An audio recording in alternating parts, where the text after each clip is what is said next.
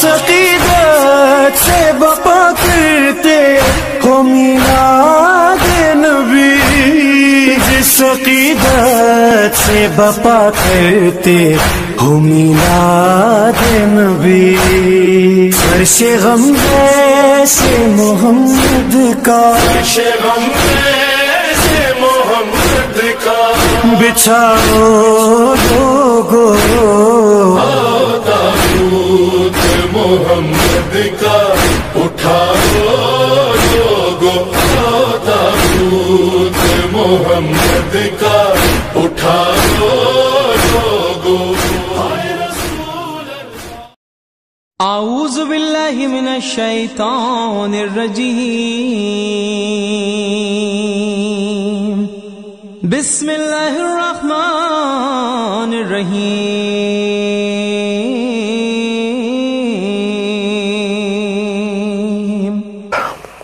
اعوذ باللہ من الشیطان الرجیم، بسم اللہ الرحمن الرحیم۔ الحمد للہ رب العالمین، الصلاة والسلام علی اشرف الانبیاء والمرسلین، سیدنا و نبینا و شفیع ذنوبنا و طبیب قلوبنا، مولانا و مولا الثقلین، جد الحسن والحسین، ابی القاسم المصطفى محمد، اللہم صل علی محمد و آل محمد وآلہ الطیبین الطاہرین المعصومین المظلومین، ولعنت الدائمۃ علی اعدائہم اجمعین، من یومنا ھذا الی قیام یوم الدین، اما بعد، فقد قال رسول اللہ صلی اللہ علیہ وآلہ وسلم، انما بعثت لأتمم مکارم الاخلاق۔ سامعین محترم، مناظرین گرامی، سب سے پہلے 28 صفر المظفر کے دن کی مناسبت سے کہ جو شہادت حسن مجتبیٰ علیہ السلام اور رسول خدا صلی اللہ علیہ وآلہ وسلم کا دن ہے، اسی مناسبت سے آپ تمام حضرات کی خدمت میں تعزیت عرض کر رہا ہوں، اور ہم سب کی طرف سے امام زمان عجل اللہ تعالی فرجہ الشریف کی خدمت اقدس میں ہم سب تعزیت اور تسلیت پیش کرتے ہیں۔ یقیناً یہ عالم اسلام کے لیے ایک غمزدہ اور بہت ہی حزن و ملال کا دن ہے، کیونکہ اس روز جو شخصیت اس دنیا سے جا رہی ہے وہ عالمین کے لیے رحمت بنا کے بھیجی گئی تھی۔ وَمَا أَرْسَلْنَاكَ إِلَّا رَحْمَةً لِلْعَالَمِينَ، کسی خاص گروہ یا طبقے کے لیے رحمت نہیں تھے بلکہ عالمین کے لیے رحمت تھے، اور یہ امت مسلمہ میں واحد شخصیت ہیں جن پر سب کا اتفاق ہے، جن کو سب کما حقہ مانتے ہیں، تسلیم کرتے ہیں، ان کا عزت اور اکرام کرتے ہیں، چونکہ وہ اللہ کی طرف سے بھیجے ہوئے آخری نبی تھے، اور مسلمان کے پاس آج جو کچھ بھی ہے، عبادت کے نام پر جو کچھ بھی ہمارے پاس ہے، دین کے نام پر جو کچھ بھی ہمارے پاس ہے، تمام مکاتب فکر کے پاس، وہ انہی حضرت کی مرہون منت ہے۔ رسول خدا صلی اللہ علیہ وآلہ وسلم کی وہ ذات بابرکات ہے کہ جن کے طفیل ہم نے انسانیت کے ادوار کو، انسانیت کے کمالات کو پہچانا، اور انہی کی تعلیمات کی روشنی میں اس کمال اخروی کی طرف ہم سفر کر رہے ہیں۔ انہی کے بیان کردہ تعلیمات پر ہم عمل پیرا ہو کر انسانیت کے اس کمال کے درجے پر پہنچنے کی کوشش کر رہے ہیں، اور انہوں نے ہی یہ تعلیم دی جو کہ ان کی اپنی ذات میں نمایاں تھی۔ آپ سیرت نبوی کو اگر بغور مطالعہ فرمائیں گے تو ان کی شخصیت میں چہ جائے کہ ابھی تک اسلام کا بول بالا نہیں ہوا تھا، بلکہ اس طرح کہوں اپنے الفاظ کو تبدیل کر کے کہ اسلام کا اعلان نہ کیا تھا رسول خدا نے، ابھی اعلان رسالت سے پہلے ہی وہ اپنی شخصیت میں اتنے نمایاں نظر آ رہے تھے، اتنی معروف شخصیت تھے کہ ان کے متعلق جو ان کے دشمن تھے یعنی کفار مکہ جو ان کو پسند نہیں کرتے تھے، وہ بھی اس اقرار کرنے پر مجبور ہو گئے کہ واقعاً محمد ابن عبداللہ صلی اللہ علیہ وآلہ وسلم صادق اور امین ہیں۔ حد تو یہ ہے کہ وہ کفار مکہ بھی اگر کہیں سفر پہ جاتے تو اپنی امانت، اپنی اموال، اپنی قیمتی چیزیں رسول خدا کے پاس امانت کے طور پر رکھ کر جاتے، کیونکہ وہ جانتے تھے، ان کو اطمینان تھا کہ یہ ہماری چیز محفوظ رہے گی، اس میں آن حضرت کبھی بھی کوئی خیانت نہیں کریں گے۔ یہ ان کی شخصیت کا ایک نمایاں پہلو تھا۔ وہ اپنے کردار کے ذریعے سے اپنے آپ کو اعلان رسالت سے پہلے منوا چکے تھے کہ اگر کہتے پوچھتے انہی کفار مکہ سے کہ اگر میں کہوں کہ اس پہاڑ کے پیچھے ایک بڑا لشکر آ رہا ہے جو تمہیں آ کے تہس نہس کر دے گا،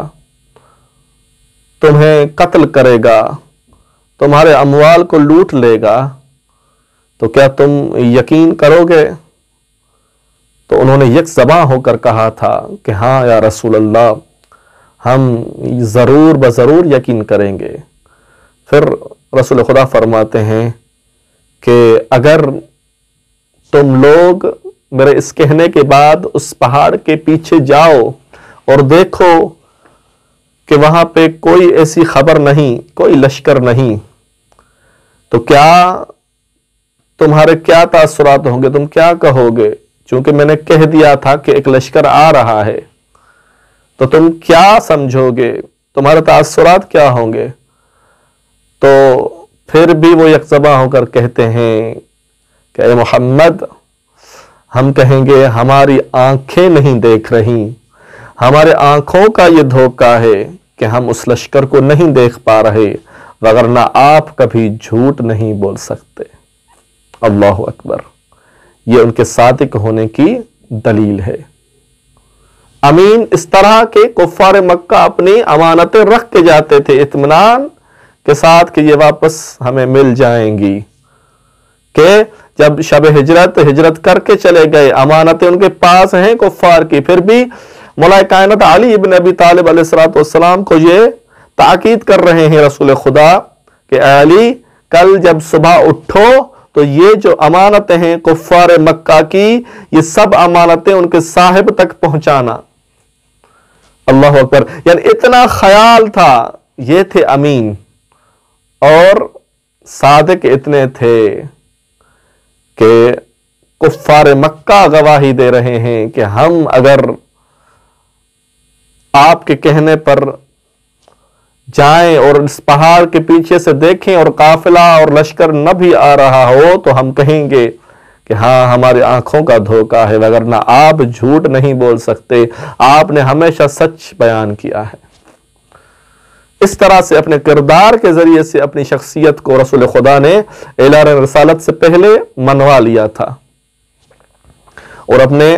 ایک مرتبہ تو اپنے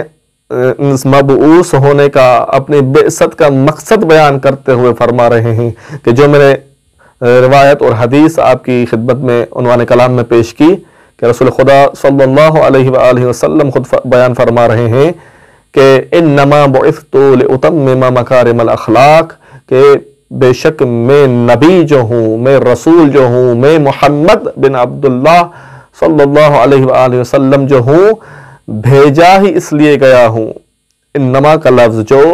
لغت عربی سے واقف ہیں وہ جانتے ہیں کہ انما جو ہے حصر کے لیے آتا ہے، اور حصر یعنی فقط اور فقط اسی کے لیے جس کے لیے بیان ہو رہا ہے، یعنی آسان الفاظ میں بیان کروں کہ تاکہ سب افراد جان سکیں کہ رسول خدا یہ بیان کرنا چاہتے ہیں، یہ فرمانا چاہتے ہیں کہ میں نبی بنایا ہی اس لیے گیا ہوں کہ تمہارے اخلاق کو درست کروں، تمہارے اخلاق کو سنواروں، تمہارے اخلاق کو اچھا بناؤں۔ یعنی اخلاق جب تک انسان کا اچھا نہیں، مسلمان کا اچھا نہیں، تو اس کا کوئی دین نہیں۔ حدیث ہے کہ جس کا اخلاق نہیں اس کا کوئی دین نہیں، یعنی دین مربوط ہے اخلاق کے ساتھ۔ بد اخلاق شخص کا کوئی دین نہیں۔ تو رسول خدا اپنی سیرت میں کہنے سے پہلے، جیسا کہ امام جعفر صادق علیہ السلام کا ارشاد گرامی بھی ہے کہ تم دعوت تو مگر اپنے زبان سے نہیں بلکہ اپنے کردار کے ذریعے، بلاؤ لوگوں کو اپنی طرف مگر اپنے کردار کے ذریعے، اپنے کردار میں ایسا اخلاق اور ایسی سیرت اپناؤ کہ جو لوگ دیکھ کر تمہارے پاس آئیں، تمہیں کچھ کہنے کی ضرورت نہ ہو۔ رسول خدا نے اپنی زندگی میں، اپنی سیرت میں یہی ہمیں دکھایا ہے، بتایا ہے، اور ہم جب مطالعہ کرتے ہیں ان کی سیرت کا، سیرت کی کتابوں کو آپ دیکھ لیں تو اس میں آپ کو واضح یہ ملے گا کہ رسول خدا نے اپنی زندگی میں، گو کہ اعلان رسالت سے پہلے والی زندگی ہو یا بعد والی زندگی ہو، رسول خدا نے اپنی سیرت کے ذریعے، اپنے کردار کے ذریعے سے تبلیغ کی ہے، اسلام کو پھیلایا ہے، تلوار کے زور پہ نہیں بلکہ اپنے کردار کے زور پر، کردار کے ذریعے سے اسلام کی دعوت دی ہے۔ رسول خدا کے زندگی میں سے واقعات ملتے ہیں کہ رسول خدا ان کے ذریعے سے تبلیغ کرتے ہوئے نظر آتے ہیں، اور ان کی شخصیت کے کیا کہنے کہ جن کی شخصیت خود ایک بابرکت شخصیت ہو، جن کے وجود سے لوگ فیض پا رہے ہوتے ہوں، یعنی جب وہ اس دنیا میں آتے ہیں اس دن سے لے کر ساری زندگی جو رسول خدا کی گزری ہے وہ پربرکت گزری۔ کہ ایک واقعہ آپ کی خدمت میں بیان کروں کہ رسول خدا کہ زندگی میں سے، وجود مبارک میں سے کس طرح سے فیض لوگ پاتے تھے۔ ام عبید ایک کنیز ہے، ایک عورت ہے۔ رسول خدا صلی اللہ علیہ وآلہ وسلم جب سفر پہ جاتے ہیں ایک مرتبہ، اور ان کے ساتھ مختصر سے لوگ بھی ہوتے ہیں، تو ایک جگہ پہ سارا لشکر بھوکا ہو جاتا ہے، پیاسا ہو جاتا ہے،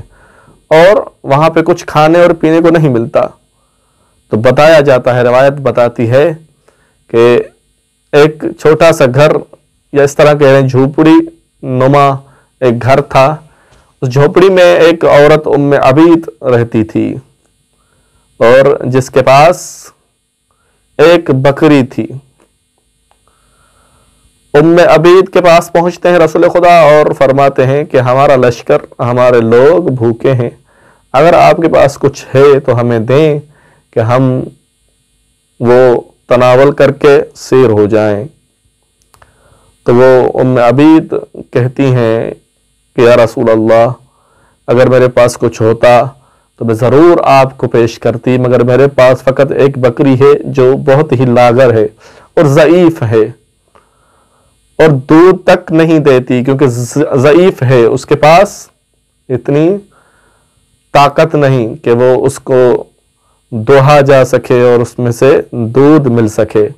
رسول خدا ارشاد فرماتے ہیں اس بکری کو لاؤ۔ جب اس بکری کو لایا جاتا ہے، رسول خدا اپنے ہاتھوں سے اس میں سے اس کے تھنوں میں سے دودھ کو نکالتے ہیں، دھوتے ہیں، اور روایت بتاتی ہے کہ پتہ نہیں کتنے برتن جو اس ضعیفہ کے پاس موجود تھے وہ رسول خدا نے دودھ کے ذریعے بھر دیے تھے، پھر بھی کہہ رہے تھے اے ضعیفہ اگر کوئی اور برتن ہے تو لاؤ، مگر اس کے پاس نہ تھا۔ پھر رسول خدا نے اپنے لشکر والوں، اپنے اصحابیوں کو کہا اے صحابہ آؤ اپنے اپنی مشکیں لے آؤ۔ سب مشکیں لائے، وہ بھی پر ہو گئیں، مگر ابھی تک اس لاغر اور ضعیف بکری میں سے دودھ ختم نہیں ہو رہا تھا۔ یہ برکتیں دستان رسول خدا تھی کہ جس چیز کو ہاتھ لگاتے تھے وہ سرسبز و شاداب ہو جاتی تھی، اس میں توانائی پیدا ہو جاتی تھی۔ اور وہ عورت بیان کرتی ہے کہ اس واقعے کے بعد بھی پتہ نہیں کب تک، جب تک یہ بکری زندہ رہی، ہم نے اس سے بہت خوب استفادہ کیا اور توانا ہو گئی۔ اس کے بعد رسول خدا ارشاد فرماتے ہیں ام عبید ہم تھکے ہوئے ہیں، آرام کرنا چاہتے ہیں۔ تو وہ ضعیفہ کہتی ہے یا رسول اللہ میرا گھر گو کہ آپ کے قابل نہیں مگر حاضر ہے۔ رسول خدا اس گھر میں آرام فرماتے ہیں، اور آرام کرنے کے بعد جب اٹھتے ہیں تو پھر پانی منگواتے ہیں، پانی لایا جاتا ہے۔ وہ پانی لے کر رسول خدا ایک درخت جو سوکھا ہوا تھا، جس کی جڑیں تک ختم ہو چکی تھی، اس کے پاس اس پانی میں سے کلی کرتے ہیں، اور وہ کلی والا پانی جو دہن مبارک رسول خدا سے خارج ہوتا ہے، وہ جب اس درخت کے پاس پہنچتا ہے تو روایات بتاتی ہیں وہ درخت سرسبز و شاداب ہو جاتا ہے، اتنا سرسبز ہو جاتا ہے کہ اس میں پتے لگنے شروع ہو جاتے ہیں، اور اس میں سے تازہ پھل جو ہیں وہ نمودار ہوتے ہیں، اور سارا لشکر بھی تناول فرماتا ہے، اور وہ ضعیفہ اور اس کے پڑوس والے بھی، اور یہ قافلہ چلا جاتا ہے۔ روایات بتاتی ہیں یہ درخت اسی طرح سرسبز و شاداب رہا اور یہ پھل دیتا رہا، مگر یہی ضعیفہ بیان کرتی ہے کہ ایک مرتبہ ہم نے دیکھا کہ یہ سرسبز جو درخت تھا کئی سالوں تک ہم نے اس سے استفادہ کیا، مگر ایک مرتبہ کیا دیکھا کہ یہ درخت پھر سے اسی حالت کی طرف پلٹنے لگا، یعنی وہ سرسبز و شادابی جو تھی وہ ختم ہونے لگی اور سوکھنے لگا، اس کے جو پھل تھے وہ بھی سوکھ گئے۔ ہم بڑی حیرت کر رہے تھے، مگر معلوم ہوا، بعد میں جب معلوم کیا گیا اور معلوم ہوا کہ اسی روز جب یہ درخت سوکھ گیا تھا، اسی روز رسول خدا صلی اللہ علیہ وآلہ وسلم کی وفات اور رحلت ہو چکی تھی۔ اللہ اکبر۔ یہ رسول خدا کی وجود مبارک سے جو فیض نکلتا تھا عالمین کے لیے، یہ اس کا ایک چھوٹا سا نمونہ۔ کتنے ہی معجزے اور کتنی ہی کرامات اور فیوزات جو ہمیں سیرت نبوی میں ملتی ہیں، وہ ہمیں بیان کرنے کے لیے کافی وقت درکار ہے، اور شاید پھر بھی حق ادا نہ ہو سکے۔ یہ ایسی بابرکت شخصیت تھی رسول خدا صلی اللہ علیہ وآلہ وسلم کی، اور جو ساری کائنات کے لیے رحمت للعالمین ہو، رحمت ہو۔ مجھے بتائیں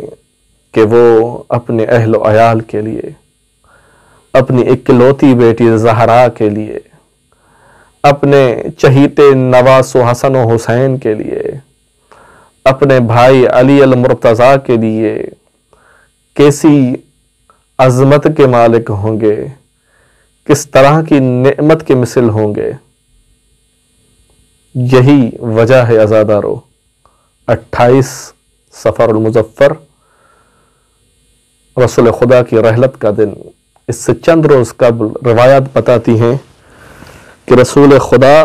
پر جب ضعف طاری ہوا چند دن پہلے، وفات کی تاریخ سے چند دن پہلے، تو حضرت زہرا سلام اللہ علیہا نے اپنا گھر چھوڑ دیا، یعنی مولا کائنات علی علیہ السلام کے گھر سے جا کر رسول خدا کے گھر میں مقیم ہو گئی اور دن رات رسول خدا کی تیمارداری کرتی، ان کی خدمت کرتی، ایک لمحے کے لیے بھی رسول خدا سے دور نہ ہوتی تھی۔ ہزادار عجیب محبت تھی رسول خدا اور حضرت زہرا کے بیچ میں کہ ایک لمحے کے لیے بھی دوری برداشت نہیں ہو رہی تھی۔ حضرت زہرا سلام اللہ علیہا ہر وقت اپنے بابا کے سرہانے بیٹھی رہتی تھی، ان کی خدمت کرتی تھی، ان سے باتیں کرتی تھی۔ عزادارو، دن گزرتے گئے، جب آخری دن ہوا، روایتوں میں ملتا ہے حضرت زہرا اپنے بابا کے چہرے کی طرف بغور دیکھ رہی ہیں۔ رسول خدا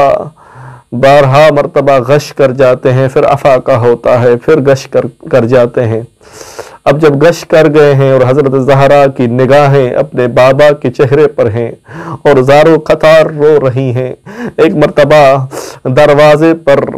دستک ہوتی ہے اور دستک ہونے کے بعد وہ جو آنے والا ہے کہتا ہے، اے اہل بیت رسول، میں رسول خدا سے ملنے کے لیے آیا ہوں۔ آواز حضرت زہرا آتی ہے، اے آنے والے چلے جا، میرے بابا کی طبیعت ٹھیک نہیں ہے، وہ ملنے کے قابل نہیں ہے، نہیں مل سکتے، بعد میں آ جانا۔ پھر کچھ ٹائم گزرتا ہے، کچھ وقت گزرتا ہے عزادارو، پھر روایت بتاتی ہے ایک مرتبہ پھر دستک ہوئی دروازے پر، پھر اس سوالی نے سوال کیا،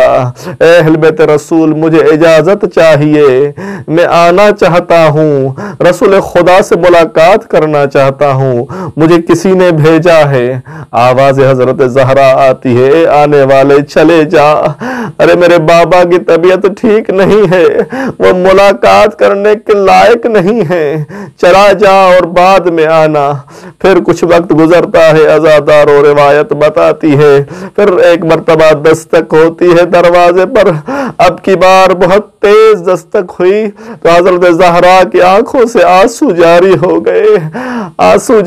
گئے اور اس کہنے والے نے پھر کہا، اے اہل بیت رسول مجھے اجازت چاہیے، آپ کا مقام اتنا بڑا ہے کہ میں بغیر اجازت کے اندر بھی نہیں آ سکتا، اور جس کا حکم لے کر آیا ہوں وہ بھی واپس نہیں لے جا سکتا،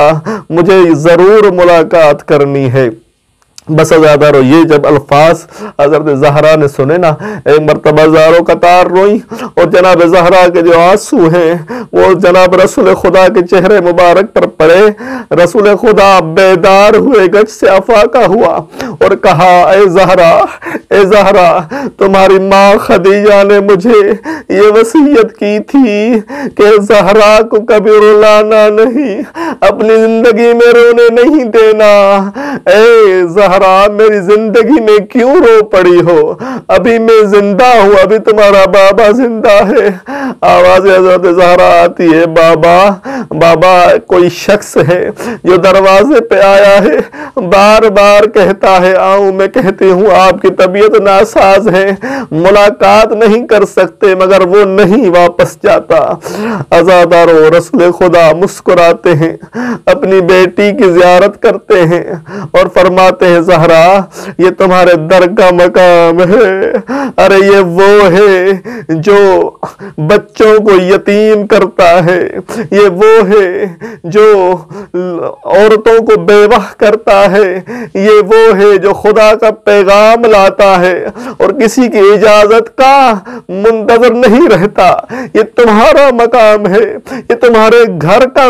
دروازے کا مقام ہے کہ جو تمہاری اجازت کے بغیر داخل داخل نہیں ہو رہا، میں کہوں یا رسول اللہ آپ تو یہ بتا رہے ہیں جناب زہرا کو ان کے دروازے کا مقام، ان کے گھر کی عزت اور اکرام بتا رہے ہیں، یا رسول اللہ آپ کی آنکھیں بند ہونے کا انتظار ہے مسلمانوں کو، ارے چند دن بعد یہی دروازہ ہوگا اور یہی مسلمان ہوں گے جو آپ کی اس بیٹی کے دروازے پر آگ لائیں گے اور جناب زہرا ان کو یاد دلائیں گی۔ تو بھی معلوم نہیں میرے اس دروازے کی کیا عزت تھی، میرے بابا یہاں پر کھڑے ہو کر قرآن کی آیتیں بیان کرتے تھے، ارے اجازت لے کر پھر داخل ہوتے تھے، مگر وہ ملعون نہیں سنیں گے، دروازے کو آگ لگائیں گے، تب آپ کی یہ بیٹی مجروح ہو جائے گی، اس کے اوپر وہ جلتا ہوا دروازہ گرے گا۔ الا لعنت اللہ علی قوم الظالمین وسيعلمون الذين ظلموا أي منقلب ينقلبون۔ جس عقیدت سے بپا کرتے ہو میلاد نبی، جس عقیدت سے بپا کرتے ہو میلاد نبی، فرش غم سے محمد کا، فرش غم سے محمد کا بچھاؤ لوگو، تابوت محمد کا اٹھاؤ لوگو، تابوت محمد کا اٹھاؤ لوگو۔